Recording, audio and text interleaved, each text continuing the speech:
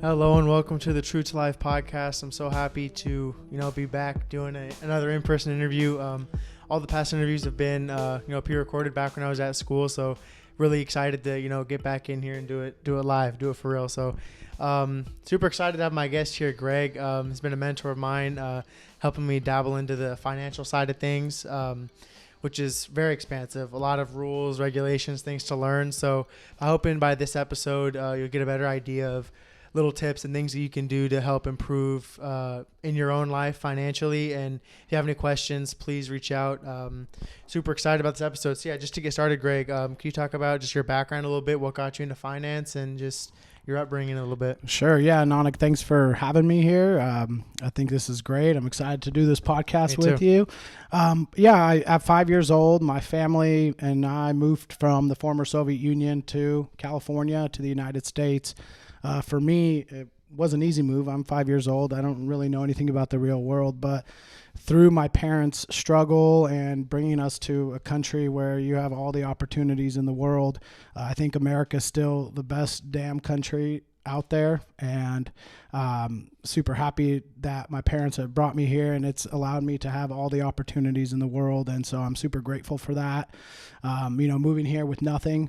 I remember in the old country, you'd have a New Year's tree, and my PS3 was a little piece of bazooka gum underneath the tree, because you don't know anything different when you move here and everyone's got all the different toys and all the things in the world. I think it gives you that perspective, and it's part of the reason, part of my why I want to, do the best I can to help as many people as I can with such an important part of their lives. So it's kind of a little bit of background.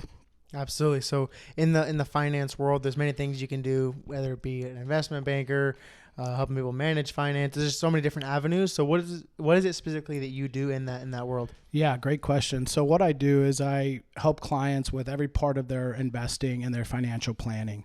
I am an accredited investment fiduciary. So what that means is everything that I talk about, everything that I recommend for clients always has to be in their best interest. I'm looking out for them. I'm not there just to sell them something to make a quick buck. And so part of what I do is I work with individuals. I work with families. I work with small businesses. I work with people who work in the public sector and the private sector, pretty much anybody and everybody that needs financial advice. I'm there. I've worked a lot of my career, and kind of how we met was through your mom. She's a teacher, so I work a lot with K through 14 employees, helping them supplement their pension, helping them understand what to do, what not to do, what pitfalls to avoid, those kinds of things. But I've expanded to work with small business owners and CPAs, helping business owners save money and find different solutions to achieve their goals. I love taking someone who has an issue or a problem and connecting all the dots from A to Z to help them achieve their goals.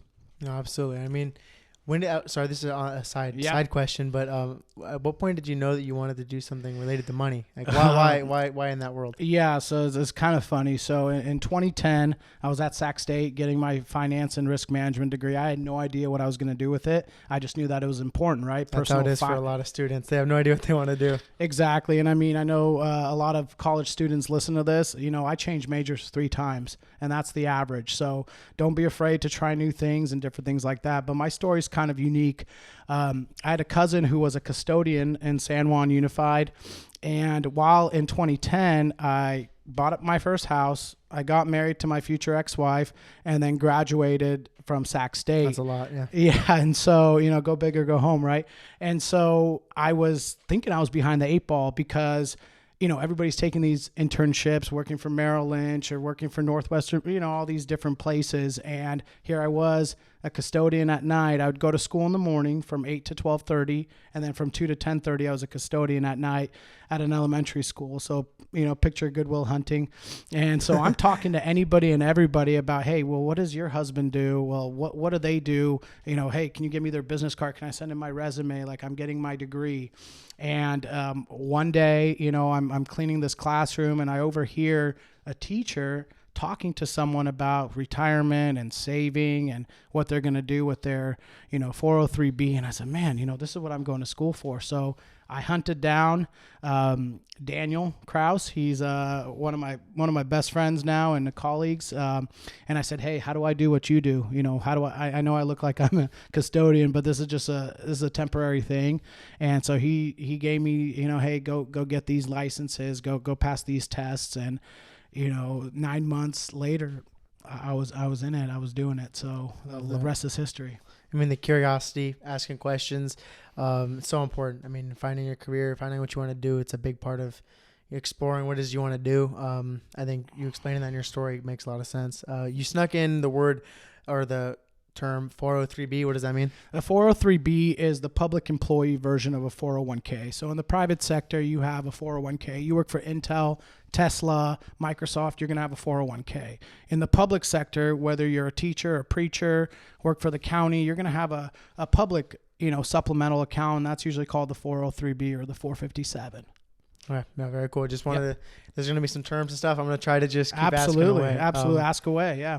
So the first main question I did want to dive into is just more a general question about why is money and managing finances so important? I mean, either from a student athlete perspective, which is majority of the listeners, but also just from the adult perspective, like why is that so important?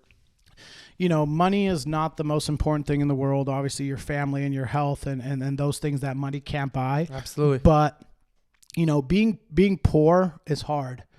Earning a lot of money and being financially free is hard too. So you got to choose your hard. When you invest the right way and you save and you make enough money to do the things you want, hopefully some of those things include taking care of your loved ones and helping people. You're solving a problem for people, so you feel good about helping people. I love that.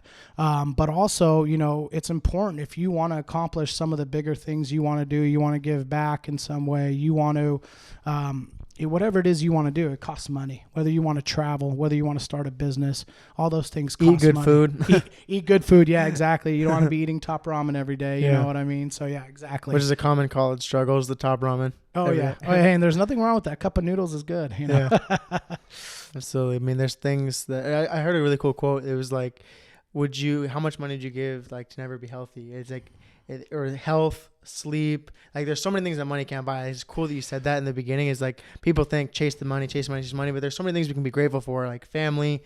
Like there's so many special things. I think it's important that you touch on that. 1,000%. And it actually kind of brings up a little story. So one of the guys that I listen to, Brad Lee, he talks about, hey, what if you woke up tomorrow morning and I gave you $100 million or $10 million or whatever number gets you all excited? And then he says, well, what if I gave you that money, but you couldn't wake up? Yes. And so then you're thinking, okay, great.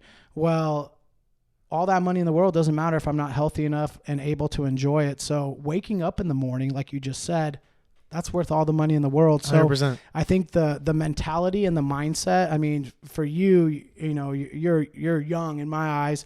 So the fact that you got your head on your shoulders and you have all those things in the right perspective and the right mentality and approach, I think it is everything. So anything you do in life, whether it's financial planning, you're going to be a basketball player, you're going to be a successful parent, partner, whatever, you have to have the right mindset. Mindset's everything. Absolutely. I mean, the perspective, especially of just, wow, I'm blessed just to be here this day. I'm awake. I get to be around family.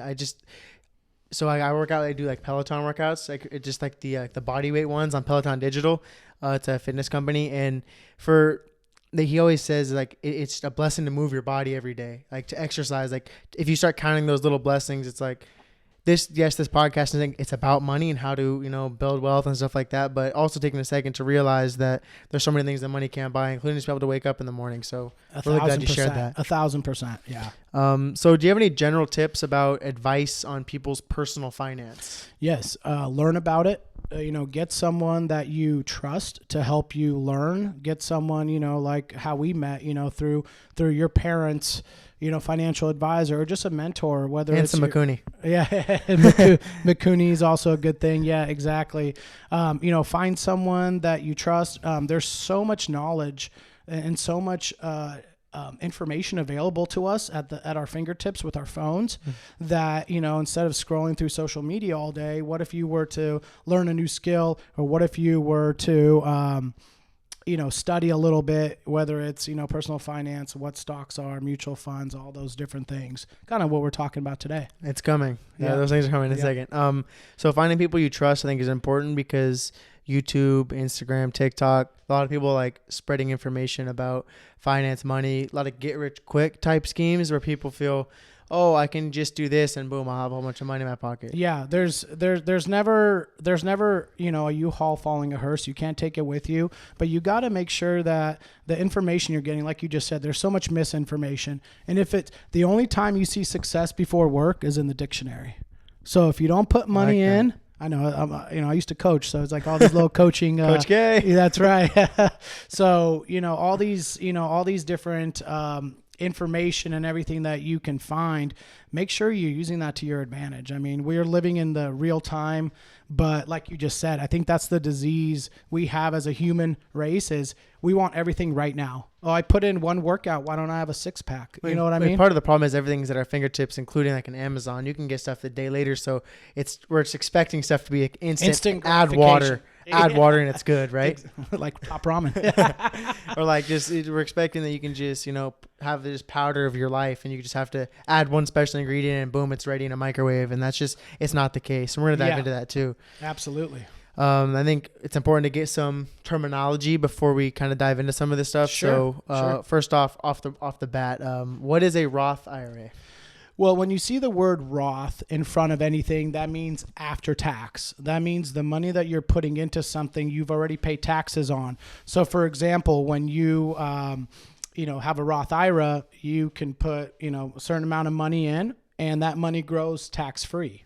So what I always advise, and I know this is a question coming up later, but if you're young and you're making the least amount of money you're going to make ever in your life, your tax bracket's really low. So I would invest in a Roth IRA, because then whatever you earn later on in life is tax-free. So you could start with $5,000 and that grows to $500,000. Uncle Sam's going to be mad, but they can't touch a single penny of that. And I mean, even just for me, what I've learned about the Roth is just putting away, just being consistent with it. And that's something you told me about early on, was just setting aside, holding yourself accountable to $50 a month, $100 a month. You can try to max it out. The most you can do this year, for example, $6,000 for this year. But just try to get as close as you can to that number, like we talked about. But for people that, if you're not making that much money that you can spare, just try to get in the habit of just putting away like a small percent of your paycheck away. I think that's 1,000%. It doesn't matter if, like you said, you start with $50 a month or $5,000. The habits is what gets you there. So if you're only making $1,000 a month and you're putting away $50, that might feel like a lot. And then when you're making $100,000 and you're putting away $5,000 a month, you've got those habits. The same habits it's actually harder when you're making less money, because everything costs so much. I mean, what has inflation been, and what is the cost of just goods, a carton of eggs? So if you're able to be disciplined and you're able to pay yourself first, I always tell my clients, pay yourself first. Well, what do you mean? Put aside your money that you want to invest before you do all the other fun stuff. That's a tip I would say. Save 10 to 20% of your gross. If you can do more, great. You want to be able to balance, and trade off instant pleasure for future gains and future pleasure. And the more you can discipline yourself, the better.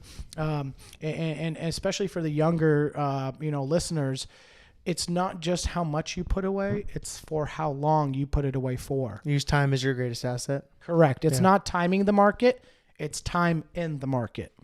I like that. Yeah. You're just dropping these little subtle gems for us, Greg. Got it. Hey, that's what we're here to do. So one thing you kind of snuck in there, which I really liked, was like the paying yourself first. Because I feel if you do pay yourself first, then you're going to be more likely to have to find other ways to make money too. Like if you put that money away, oh shoot, I want more money to buy this pair of Jordans. Oh, okay, I got to go find another way to make money. Then it forces your brain to now find other outlets to make money if you put that money away. Not pay yourself first as in, oh, your first paycheck is going straight to the nice fancy thing. It's going into something that's going to set you up for the future. I think that's a really great way to start. I think across the board, whether you listen to Dave Ramsey or David Kawasaki or, anybody out there, Warren Buffett, are you buying assets? Or are you buying liabilities? Are you, a pair of shoes is nice. You're going to look super cool in front of your friends. Yeah. But what do you have to show for it? Right. As opposed to, hey, you know what? Like you and your brothers clean pools in the summer, and now you're able to invest that money and we save were washing money. Cars, washing pools, cars. I mean, lawn work, everything. That right there, that go-getter mentality is, I think, the disease with our current generation. A lot of people, like we said, just want everything immediately, but who's got that work ethic? And the mentality and the work ethic you have for a summer job or your academics or your career is the same mentality all across the board, because you're always going to have that next big challenge. And how you think about things, what you think about, you bring about. I'm a big believer in law of attraction. Thoughts become things. Nothing works unless you do, right? You can drop the great, have goals, but did you write them down? Got to write things down. Do you have accountability partners? Somebody who's going to hold you accountable. Hey, you know what? Nanik, you said you were going to do this, but I see you only did that 70% of the time. Where's the other 30? Somebody that's going to push you, and sometimes you got to be that person pushing yourself. No, 100%. Another thing I want to add on to that was I feel like we only see from the outside, like really wealthy people that achieve a lot amount of wealth. We only see the final product. We only see them now talking about all the money they have, as opposed to, if you really dig into their story, you'll see the struggle, the time, the hours put in. But what you're only seeing on the outside is how much money they have, and they're only going to tell you a fraction of what it actually took. So I think that's a big misconception in terms of like building wealth, is it's not easy. And as much as you don't want to be trading all your time for money directly, at some point you want to be able to just to sit back and just watch everything grow on its own. It's not instant, and it doesn't happen right away. Yeah. So I think that's really important. Absolutely. Yeah. And everybody's got their own path, coaching, for example, coaching basketball, it can be a passion of yours, but it's really tough to make really good money coaching unless you're on the top of the top, and you have to work years and years and years to break through there. So, shout out Greg Popovich. He just received that bag. Oh man, he deserves that. I think when he got that first pick again, he's like, hey, give me another 10-year contract. I'll do this till I'm 85. You can wheel me out there on a wheelchair. I'll still coach. That's incredible. Yeah. 100%. So within the Roth IRA, or Roth IRA, either way, what's the best way? So mutual funds. I'm trying to get to mutual funds here. Yep. And so that's most likely what you're going to be investing in. That Roth is something, a little bit more sturdy and will stand the test of time. You talk about that a little bit. Yeah. So again, we talk about time in the market. And don't try to time things. You want to have a strategy, and you want to hold it long term. Warren Buffett always says, "What's my holding time? Hopefully forever." Like he buys something and he holds it for appreciation. The difference between stocks and mutual funds, we'll just touch on that a little bit. So like Peloton, great company, right? Had a spike in COVID and everything, people working out. I use another example like Tesla. Okay, if you invest in Tesla, and let's say Elon Musk does something wrong and the stock plummets, or all the other car companies are now competing against them. Like Rivian, Lucid, even like Ford, they're all making their cars too. So what if their market share goes away? So when you own a single individual stock, it could be affected by the news, by the climate, by technology, by the economy. On the opposite side, let's say you own a mutual fund like with the S&P 500. That's invested in 500 different companies. Yeah. So diversification is key. A mutual fund offers you diversification. Instead of investing in one company, you invest in 500 all in once, and you don't have to make those decisions.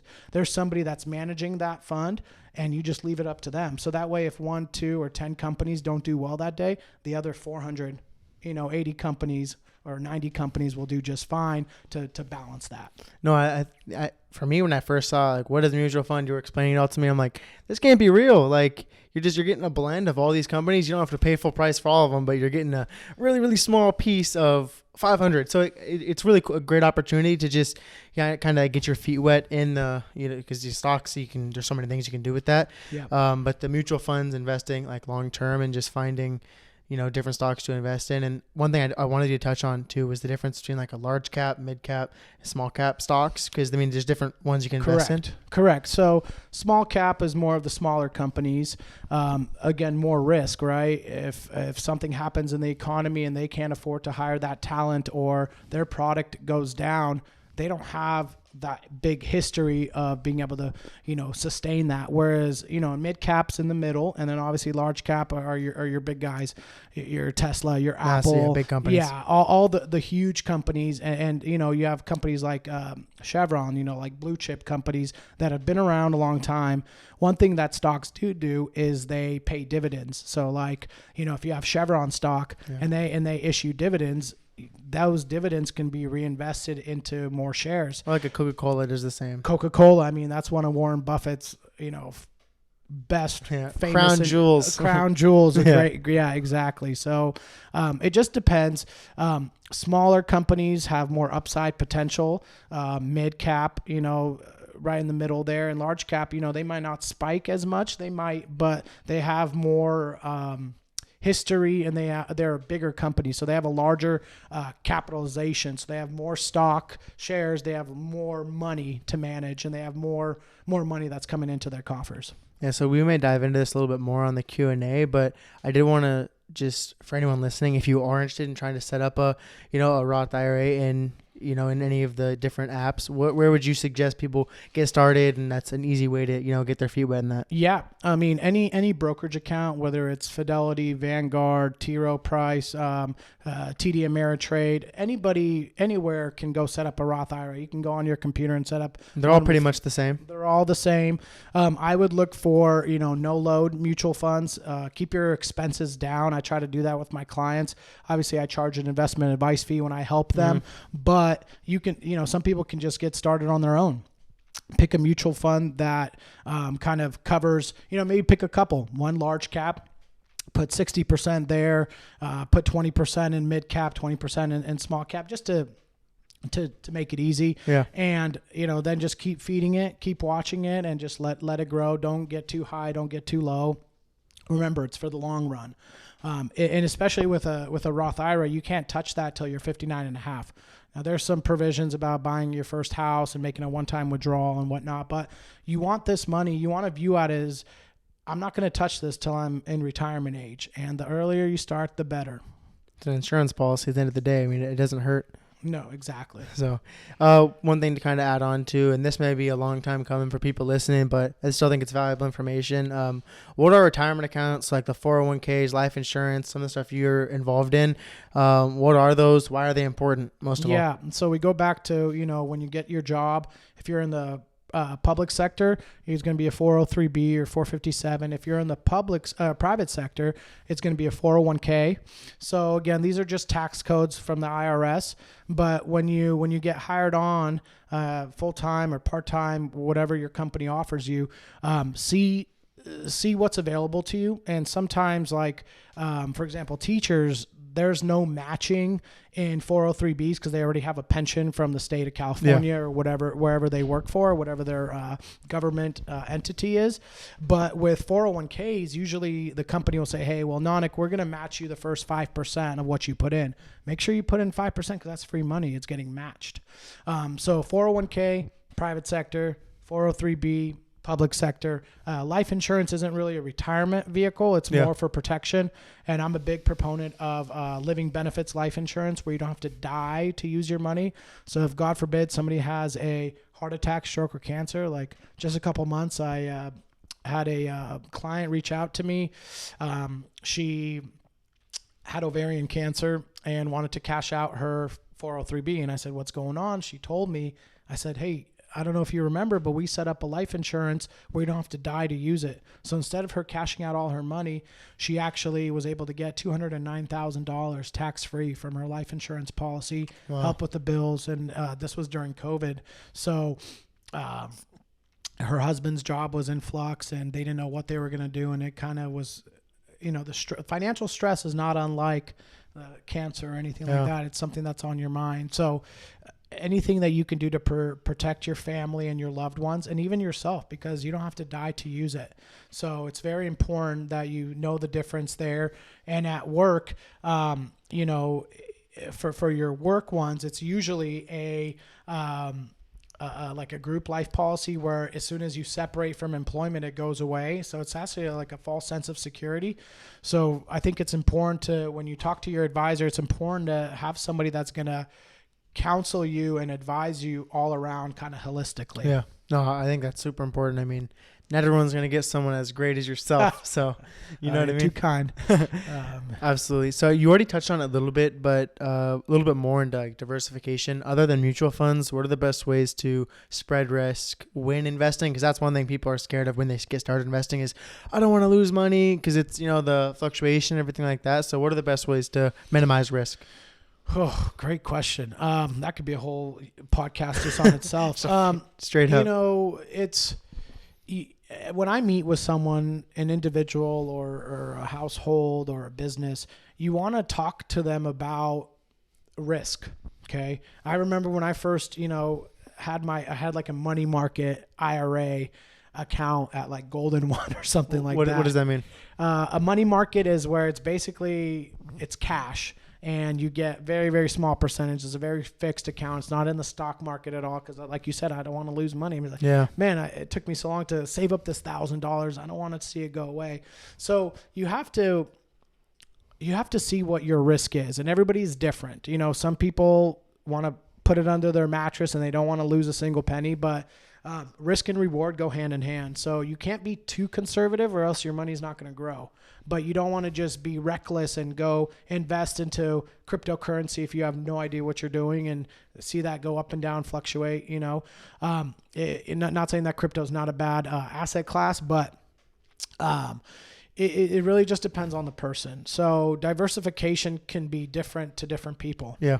Maybe you have, if you're young, I don't think you need very many bonds because you're in this for the long run. Now, if you have just an investment account and you say, hey, I'm going to grow this for the next 5 years, and in 5 years, I want to use it to buy a car or a house or whatever, then maybe your objective is a lot different than someone saving like a Roth IRA who's going to have to wait till they're 59 and a half to use it. Yeah. So depending on the account, depending on your goal, depending on how much risk you want to take, that will dictate the type of advice I would give someone. 100%. But I mean, diversification is huge. So, you know, like we talked about large cap, you can have growth stock, you can have value stocks. Different ways to find that. Exactly.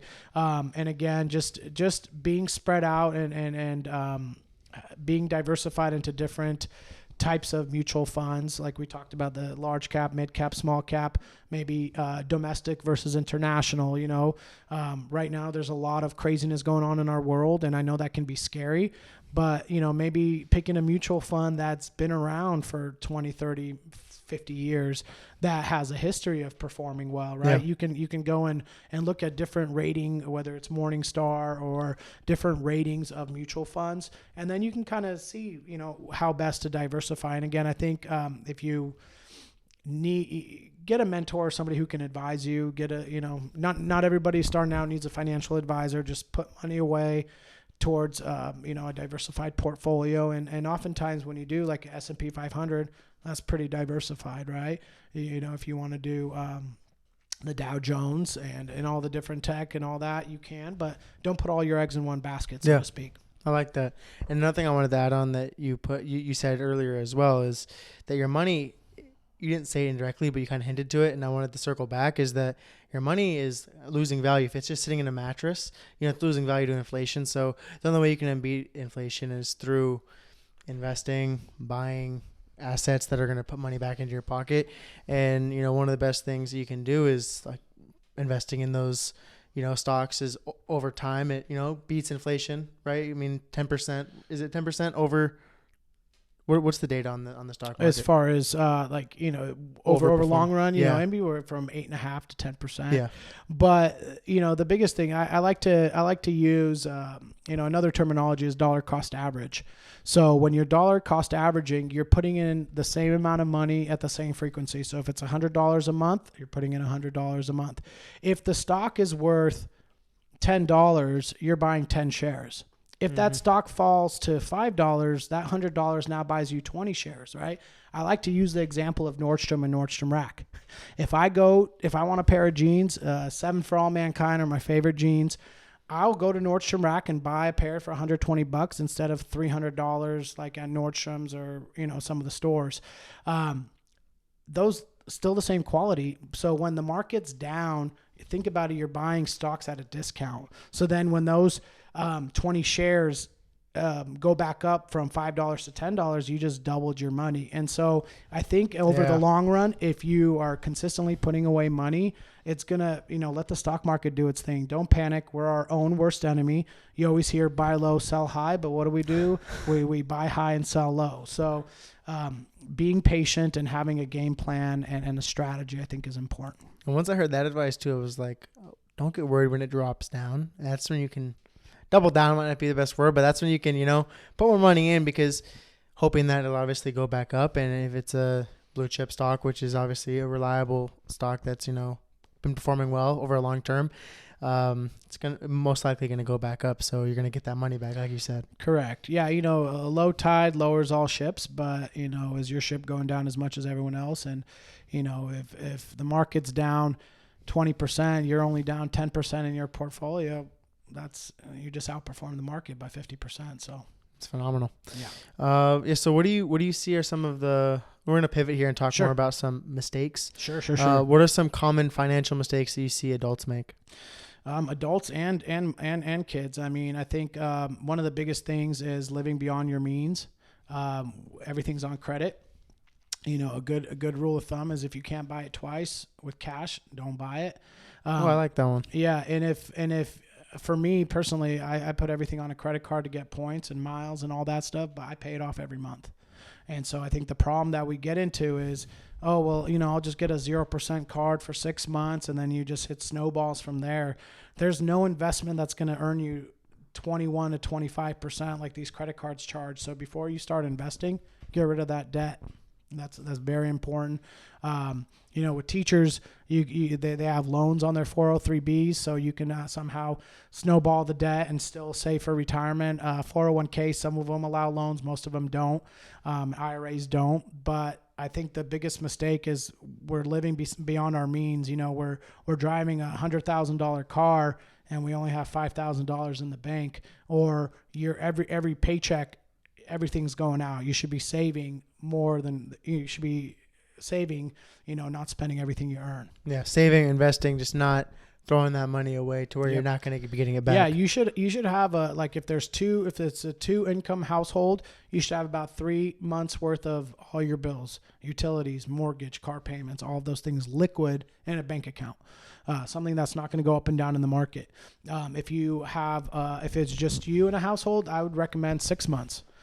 Double that time. So that way, if something happens, your car breaks down, the roof leaks, you have cash and you don't have to liquidate investments that may not be a good time to liquidate them.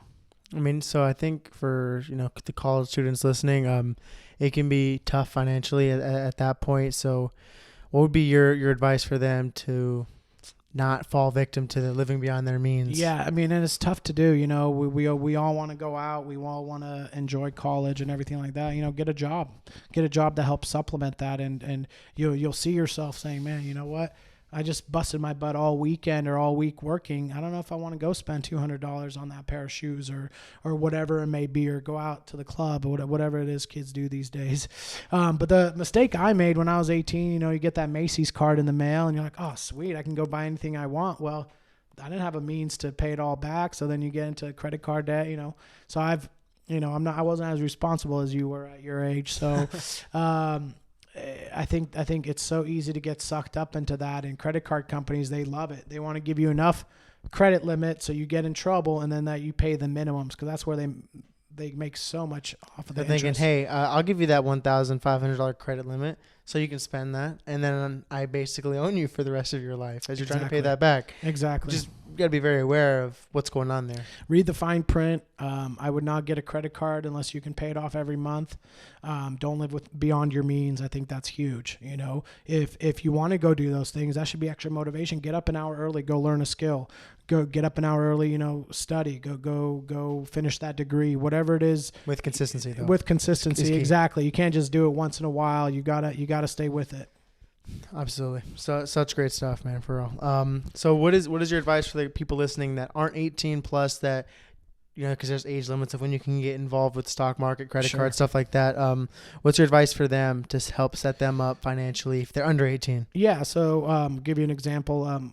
My daughter, she's 17 and she's got a job and she works at the country club and she, busses tables and hosts and all that and waiting to be a server. And what we did was we set up a youth account on Fidelity, and all it needs is just somebody who's over 18, like a parent or someone who's responsible to be able to kind of monitor that.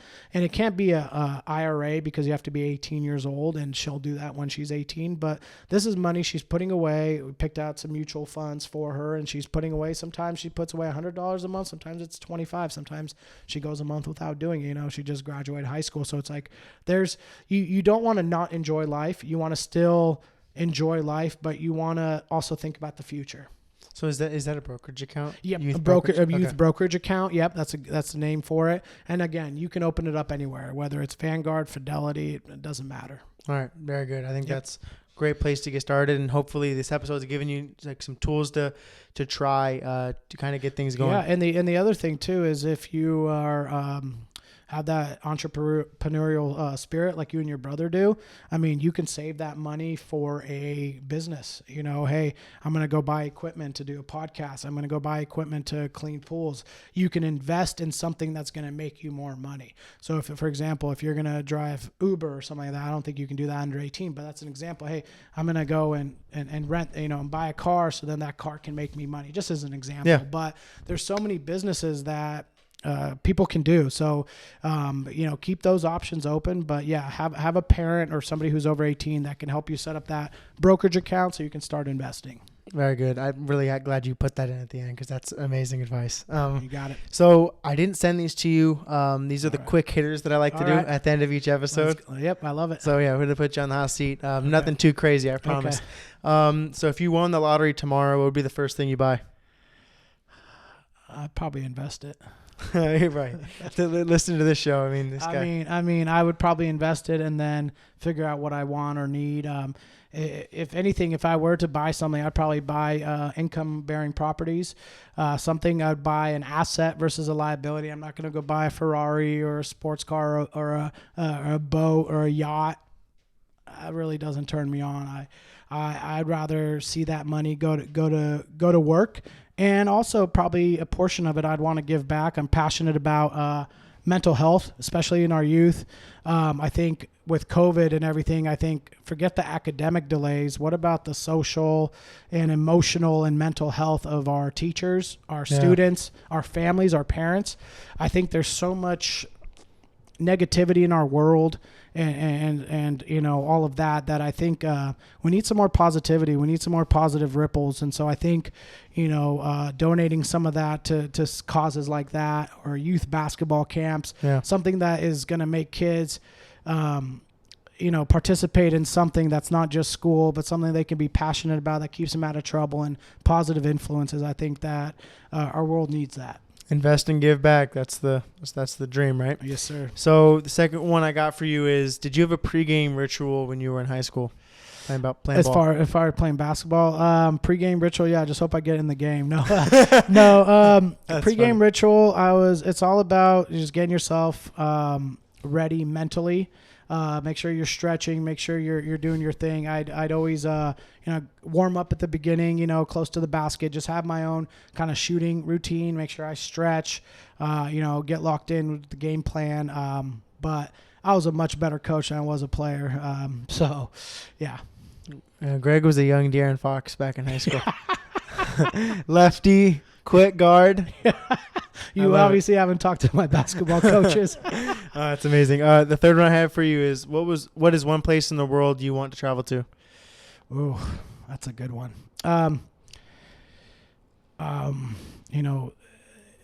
Israel is such a special place. I was able to go there last year with my dad, and I would love to go back there again, but other places in the world, I haven't been to the UK. Yeah. I would love to go to some of those countries, Amsterdam, Germany, all those, UK countries there. Also, Barcelona, Madrid, Spain, anywhere really. And then I would love to go to some of those places where they have like the greatest golf courses. I was blessed to go to Ireland, and we hopped over to Scotland, so we got to play some of those courses, but I haven't played St. Andrews and some of those other courses over there. So I would love to just see more of the world and be able to play some golf there and just embrace the culture and just we're a lot more similar than we are different. Yeah. And I think if we don't listen to the news, you'd find that a lot of people are loving and kind, and I just love to see how other people live and just the culture. Special. Yeah, get out there and explore. I think that's wonderful. Yeah. Thank you for sharing them. Yep. Greg, this has been an amazing episode. You covered so much. There was a lot in there. You go back and listen through again, obviously, but just thank you for sharing, whether it be with the Roth IRA, mutual funds, diversification, retirement accounts. I mean, it covered so many different things, different terminology, ways to get started. Really, really great place for people to get started if they want to know about finance and money and get started there. I'm excited because there's going to be a part 2 episode that we're going to be recording very shortly, and that's going to be answering questions that have been put out on the page. So really excited about that. So stay tuned for that episode. And again, Greg, thank you so much for the time and absolutely just coming down and recording this. Yeah, absolutely, my pleasure. For anyone listening, please continue interacting, sharing the page. Reach out on Instagram at True to Life Podcast, or me individually at Nanik Tagore. Truly a blessing, and just want to keep on producing content and bringing out more episodes. So thank you so much. We'll talk soon.